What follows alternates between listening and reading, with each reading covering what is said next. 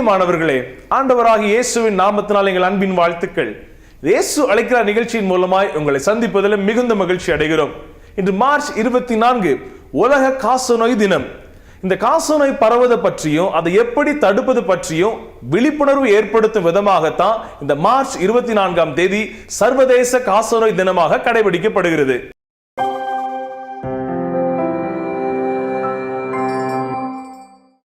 இயேசு அழைக்கிறார் தொலைக்காட்சி நிகழ்ச்சியில கூட காசநோய் குறித்து தெளிவான விழிப்புணர்வை மக்கள் மத்தியில் ஏற்படுத்தும் விதமாக இந்த நிகழ்ச்சியை நாங்கள் உங்களுக்காக தொகுத்துள்ளோம். பலரையும் அச்சுறுத்தும் உயிர்கொல்லி நோயாக விளங்கிய காசநோய் இன்று வரை பலரது உயிரை எடுத்துக்கொண்டுதான் இருக்கிறது. இதற்கு முக்கிய காரணம் மைக்கோபாக்டீரியம் டியூபர்குலோசிஸ் என்ற கிருமி தொற்றாகும். நம்மில் பலர் இருமல், தும்மல் போன்றவை தொடர்ந்து வந்தால் சாதாரணமாக அப்படியே விட்டுவிடுகிறோம். அது மட்டுமில்லாமல் காசநோய் பற்றி தெளிவான விழிப்புணர்வு இல்லாததே இதற்கு காரணம். பொதுவாக காசநோய் ஒருவரிடமிருந்து மற்றவருக்கு காற்றின் மூலமாக பரவக்கூடியது. இதனால்தான் நம் பெற்றோர் இருமலின் போது கைக்குட்டையை உபயோகிக்குமாறு அறிவுறுத்துகின்றார்கள். அக்காலத்தில் போதிய மருத்துவ வசதி இல்லாததால் பலர் காசநோயினால் இறந்தனர். ஆனால் காசநோயின் அறிகுறியை தெரிந்து கொண்டு ஆரம்பத்திலேயே தகுந்த சிகிச்சையை எடுத்து வந்தால் நிச்சயம் காசநோயினால் இறப்பதை தடுக்கலாம். சர்வதேச அளவில் உயிர்கொல்லி நோய்களின் பட்டியலில் முதல் 10 நோய்களில் காசநோயும் ஒன்று. உலக சுகாதார நிறுவனத்தின் 2017ஆம் ஆண்டு அறிக்கையின்படி 16 லட்சம் பேர் இந்நோயினால் பாதிக்கப்பட்டு இறந்துள்ளனர். இதில் 2,34,000 குழந்தைகளும் இந்நோயினால் தாக்கப்பட்டு இறந்துள்ளனர். உலக அளவில் 1 கோடிக்கும் அதிகமானோர் இக்காச நோயினால் பாதிக்கப்பட்டுள்ளதாக உலக சுகாதார நிறுவனம் வெளியிட்டுள்ளது. இப்படி பாதிக்கப்பட்டவர்களில் 90% பேர் 15 வயதிற்கு மேற்பட்ட இளைஞர்கள். இதில் 64% பேர் ஆண்கள். சர்வதேச அளவில் காசநோயினால் பாதிக்கப்பட்டவர்கள் வெறும் 22 நாடுகளை சார்ந்தவர்கள்.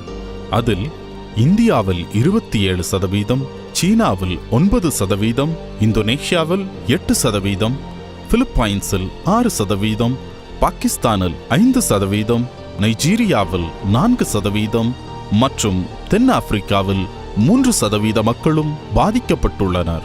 இதில் இந்தியாவில் மட்டும் 27,40,000க்கும் அதிகமான மக்கள் பாதிக்கப்பட்டுள்ளதாக உலக சுகாதார நிறுவனம் அறிக்கை அளித்துள்ளது.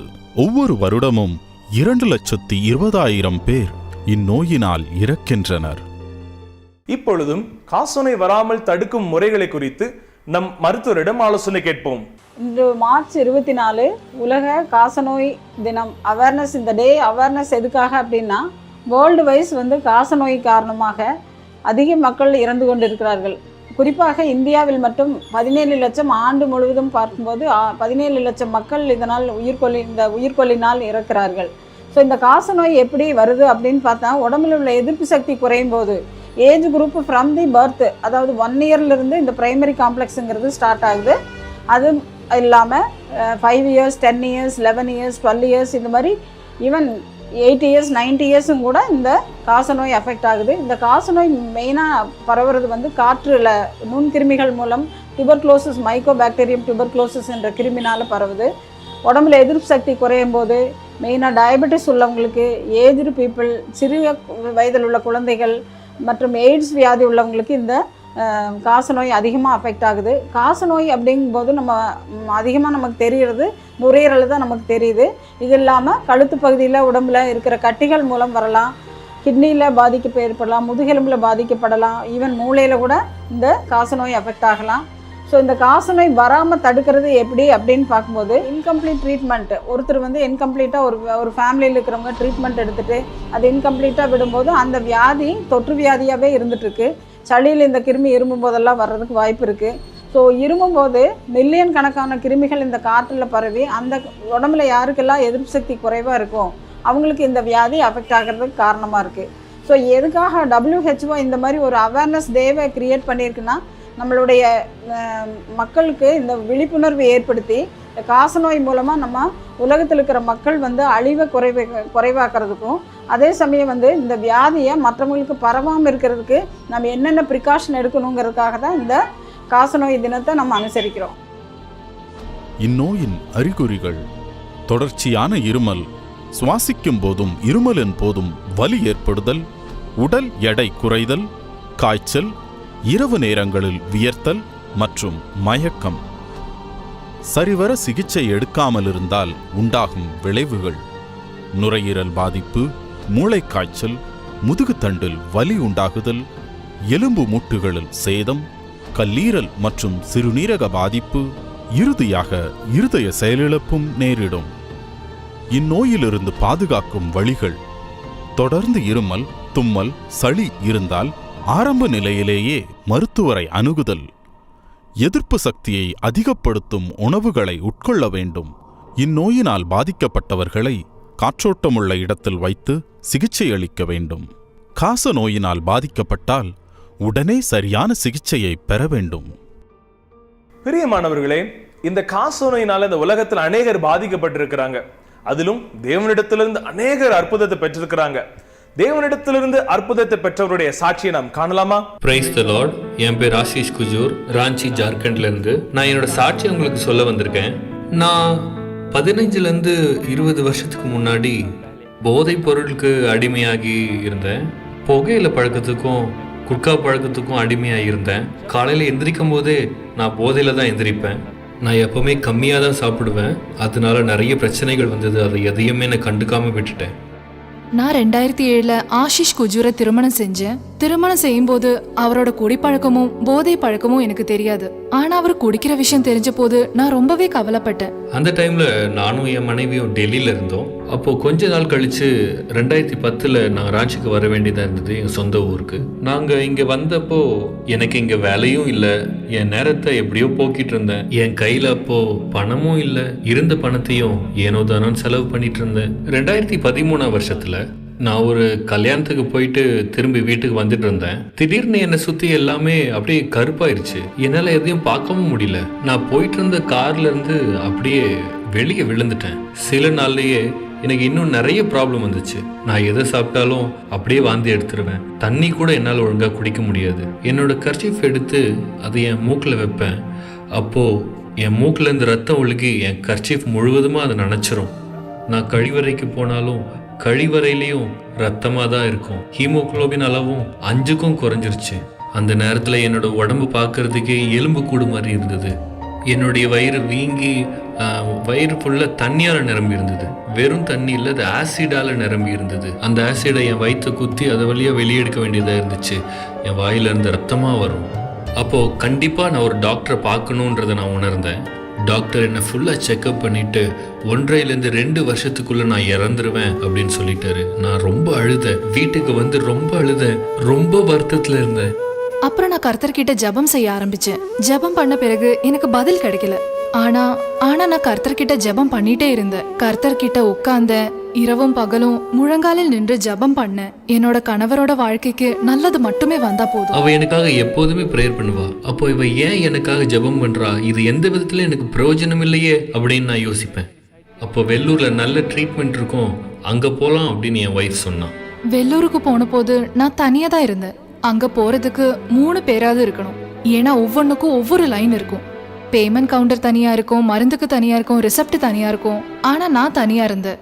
நான் கர்த்தர்கிட்ட ஜெபம் பண்ணேன். தனியா நான் என்ன செய்ய முடியும்? ஆனா கர்த்தர் என் கூடவே இருந்தாரு. அற்புதமான சக்தியை கொடுத்தாரு. தனியா இருந்தும் என்னால எல்லாமே செய்ய முடிஞ்சது. அப்போ ராஞ்சிலேருந்து உங்கள் சொந்தக்காரங்க எல்லாரையும் வர சொல்லிடுங்க. இவரால் ரொம்ப நாள் வாழ முடியாது. கடைசி அவங்க எல்லாரையும் வந்து பாத்திர சொல்லிடுங்க அப்படின்னு சொல்லிட்டாங்க. என் ஒய்ஃபு என்னை நினச்சி ரொம்ப அழுதா. அவள் கதறி கதறி என்னை நினச்சி அவள் ரொம்ப அழுதா. எத்தனையோ பேர் என்கிட்ட சொன்னாங்க நான் விதவை ஆயிட போறேன்னு. அது கேட்டப்போ நான் ரொம்ப வருத்தப்பட்டேன். ஏன்னா நான் ஒவ்வொரு விஷயமும் கர்த்தர்கிட்ட போய் கேட்டுட்டே இருந்தேன். அப்புறம் ஏன் எல்லாரும் என்னமோ சொல்லிட்டே இருக்காங்க. என்னால எதையுமே புரிஞ்சுக்க முடியல. சில நாட்களுக்கு அப்புறம் நான் ஐசியூவுக்கு மாற்றப்பட்டேன். என் வயிற்றுல இருந்து தண்ணியை வெளியேற்ற வேண்டியதா இருந்துச்சு. என் நெஞ்சு பகுதிக்கும் தண்ணி ஏறிடுச்சு. நான் மூச்சு விடவே கஷ்டப்பட்டேன். டாக்டர் சொன்னாங்க எனக்கு டிபியும் இருக்குன்னு. நான் எல்லாமே செஞ்சேன். அடிக்கடி ஐசியூவுக்கு போவேன், என் ஹஸ்பண்டுக்கு வேதத்தை வாசிச்சு கொடுத்துட்டே இருப்பேன், ஜெபம் பண்ண. நான் வெள்ளூரில் இருக்கும் பொழுது ஒரு நாள் காலையில் ஒரு ஆளை ஹாஸ்பிட்டலில் சேர்த்தாங்க. அவன் அன்னைக்கு சாயங்காலமே இறந்துட்டான். அதை பார்த்ததும் எனக்கு ஒரே பயமாயிருச்சு. அந்த மனுஷனை போலவே நானும் சீக்கிரத்தில் இறக்க போகிறேன்னு நினச்சி உண்மையாகவே நான் ரொம்ப பயந்தேன். அந்த பயம் எனக்குள்ளே இருந்தது.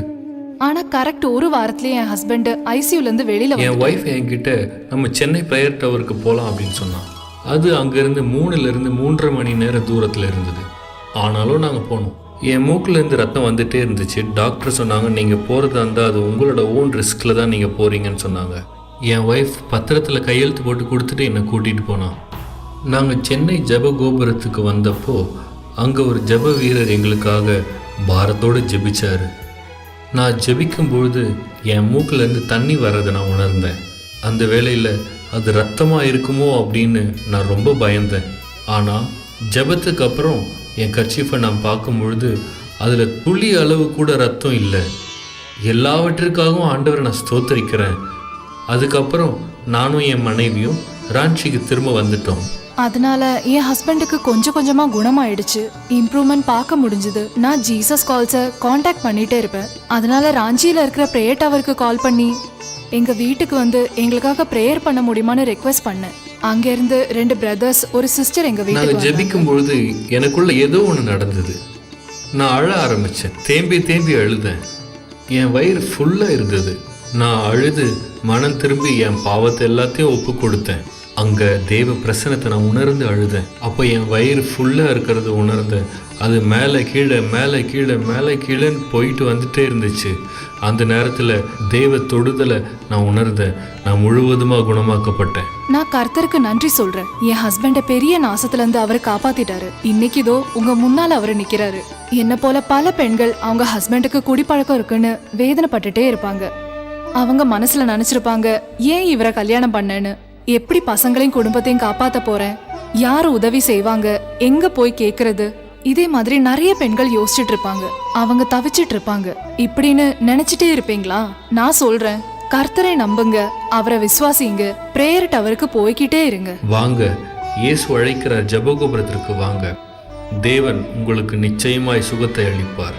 ஒருவேளை நீங்க வர முடியலனாலும் இயேசு அழைக்கிற ஜெபகோபுரத்தை தொலைபேசி மூலியமாகவும் அழைக்கலாம். இயேசு அழைக்கிற ஜெபகோபுரம் எல்லா மாநிலங்களையும் எல்லா பட்டணங்களையும் இருக்கு. தேவன் உங்களை எல்லா கட்டுகள்ல இருந்தும் பிரச்சனைகள்ல இருந்தும் விடுவிப்பார். தேவனுக்கே மகிமை உண்டாவதாக. ஆம், கண்ணீரில் தவிக்கும் கோடான கோடி மக்களுக்கு பிரார்த்தனையின் மூலம் ஓர் தீர்வினை கொண்டு வரும் ஒரே நோக்கத்தில் தேவ தரிசனத்தின்படி உருவாக்கப்பட்ட ஊழியம்தான் இயேசு அழைக்கிறார் ஜெபகோபுர ஊழியங்கள். எப்படியாவது மக்களின் கண்ணீர் துடைக்கப்பட வேண்டும் என்ற தேவ தரிசனத்தின்படி டாக்டர் பால் தினகரன் அவர்கள் மக்களுக்கு மிக அருகாமையிலேயே அவர்கள் வசிக்கும் இடங்களில் இயேசு அழைக்கிறார் ஜெபகோபுரங்களை நிறுவி வருகிறார். தினமும் காலை 8 மணி முதல் இரவு 8 மணி வரை இயங்கி வரும் இயேசு அழைக்கிறார் ஜெபகோபுரத்தில் நடைபெற்று வரும் பிரார்த்தனை கூட்டங்கள், வாலிபர் ஆசீர்வாத கூட்டங்கள், கொடுக்கப்படும் தெய்வீக ஆலோசனைகள் மற்றும் பிரார்த்தனைகள், தனியாக ஜெபிக்க தியான அறை போன்ற பல்வேறு சேவைகளின் மூலமாய் தேவனின் ஆசீர்வாதங்களையும் அற்புதங்களையும் தங்கள் வாழ்வில் பெற்றுக்கொண்டவர்கள் அநேகர். இயேசு அழைக்கிறார் ஜெபகோபுரத்தில் உங்களுக்காக கண்ணீரோடும் பாரத்தோடும் பிரார்த்தனை ஏறெடுக்க டாக்டர் பால் தினகரன் அவர்களால் பயிற்றுவிக்கப்பட்ட இயேசு அழைக்கிறார் ஜெபகோபுர ஜெப வீரர்கள் தினமும் காலை 8 மணி முதல் இரவு 8 மணி வரை உங்களுக்காக காத்துக் கொண்டிருக்கின்றார்கள். மேலும் தொலைபேசி மூலம் 24 மணி நேரமும் பிரார்த்தனை ஏறெடுக்க நீங்கள் தொடர்பு கொள்ள வேண்டிய தொலைபேசி எண்கள் 0443399900. இயேசு அழைக்கிறார் ஊழியம், உங்களால் உங்களுக்காக இயங்கி வரும் தேவனின் ஊழியம். பிரியமானவர்களே, இப்படிப்பட்ட வியாதியின் சூழ்நிலையில் நீங்கள் இருந்தால் உங்கள் அருகாமையில் உள்ள இயேசு அழைக்கிறார் ஜெபகோபுரத்திற்கு விசுவாசத்தோடு சென்று ஜெபியுங்கள். இவர்களுக்கு அற்புதம் செய்த தேவன் உங்களுக்கும் நிச்சயம் அற்புதம் செய்வார். ஆம் பிரியமானவர்களே, நம் தேவன் அற்புதத்தின் தேவன்.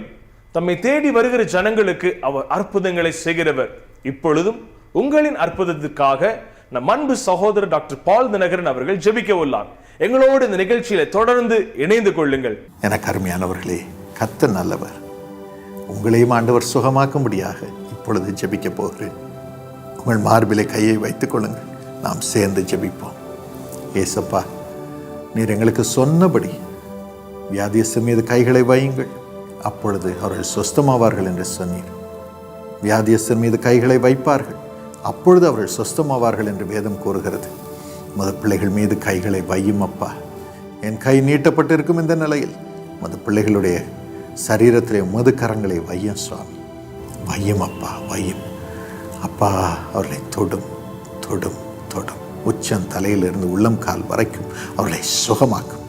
கிட்னிகளை சுகமாக்கும் ஏசப்பா. லிவரை சுகமாக்கும் ஏசப்பா. இருதயத்தை சுகமாக்கும். குழாய்களை சுகமாக்கும் ஏசப்பா. சுகமாக்கும். லிவரை சுகமாக்கும், புதிதாக்கும் சாமி. இப்பொழுது எல்லா டயபெட்டிஸும் மறையட்டும். பிளட் பிரஷர் நார்மலாகட்டும் அப்பா. எல்லா ஜீரண உறுப்புகளும் சுகமாகட்டும். முட்டியும் கால்களும் சுகமாகட்டும். எல்லா கட்டிகளும் வீக்கங்களும் கரைவதாக இயேசுவின் நாமத்திலே கரைவதாக. எல்லா யூரினரி ப்ராப்ளமும் சுகமாகட்டும் சாமி. இரத்த பிரச்சனையெல்லாம் சுகமாகட்டும் சாமி. முதுகு வலி, முதுகு வேதனை, தண்டிலே வேதனை, எலும்பு பிரச்சனை என்று இருப்பவர்களை சுகமாக்கும். தைராய்டு எல்லாம் சுகமாக்கும். ஆண்டவனே, கைகளை சுகமாக்க சுவாமி. முழங்கால்களை சுகமாக்க சுவாமி. ஜாயின்ஸ் எல்லாம் இப்பொழுது சுகவீனம் நீங்கி ஆரோக்கியத்தை அனுபவிக்கட்டும். வாயை சுகமாக்கும், நாவை சுகமாக்கும், கண்களை சுகமாக்கும், செவிகளை சுகமாக்கும், மூளையை சுகமாக்கும் சாமி. சர்மங்களை சுகமாக்கும் சாமி. உச்சம் தலையிலிருந்து உள்ளங்கால் வரைக்கும் அவர்களை சுகமாக்கும். எல்லா சுவாச கோஷங்களும் சுகம் அடையட்டும். ஆண்டவனே, இருதயத்தை சுகமாக்கி இந்த ஓட்டையெல்லாம் மறையட்டும் ஏசப்பா. மறையட்டும் அப்பா, மறையட்டும். வேண்டாத தண்ணீர் உடலில் இருந்து வெளியே வரட்டும். வேண்டாத வெயிட் எல்லாம் கரையட்டும் ஏசப்பா. தயவு செய்தவர்களை சுகமாக்க சாமி. சுகமாக்கும் அப்பா. மது வெளிச்சம் இறங்கி அவர்களை ஆரோக்கியத்தினால் நிரப்பும்படி ஜெபிக்கிறேன் அப்பா. ஜெபிக்கிறேன். அவர்களுக்கு நீர்தான் ஆறுதல் ஏசப்பா. மது நாமத்தினாலே அவர்கள் சுகமாகும்படி கட்டளையிடுகிறேன். நீர் அதை உறுதிப்படுத்தும், இன்றே உறுதிப்படுத்தும். அவர்கள் எழுந்து நிற்கட்டும், வேலைக்கு போகட்டும், படிப்பிற்கு போகட்டும், குடும்பத்தை நடத்தட்டும், குடும்பத்திலே சந்தோஷத்தை அனுபவிக்கட்டும். இன்று முதல் இந்த வீட்டிற்கு சந்தோஷமும் சமாதானம் வரட்டும். இந்த அருளை நீர் தருவதற்காக நன்றி ஏசப்பா. நன்றி. பண பிரச்சனையே நீ இருக்கக்கூடாது. குடும்பத்திலே சமாதானம் பெற்றிருக்கட்டும். ஆனந்த மகிமை உண்டாயிருக்கட்டும் ஏசப்பா. மது பிள்ளைகளை தொடுவதற்காக நன்றி. நெல்சனை தொடுவதற்காக நன்றி. ஜோயலை தொடுவதற்காக நன்றி. எல்லா ஃபிட்ஸும் மறையும்படி நீர் அவர்களை சுகமாக்குவதற்காக நன்றி. இயேசுராஜா மூலம் கெஞ்சுகிறோம் நல்ல பிதாவே. ஆமென். God bless you. ஒருவேளை இந்த நிகழ்ச்சியின் மூலம் நீங்கள் ஆசீர்வாதம், அற்புதங்கள் பெற்றிருப்பீர்களே, ஆனால் உங்கள் அற்புதங்களை எங்களுக்கு தெரியப்படுத்த மறக்க வேண்டாம். உங்கள் கருத்துக்களையும் எங்களுக்கு தெரியப்படுத்தலாம்.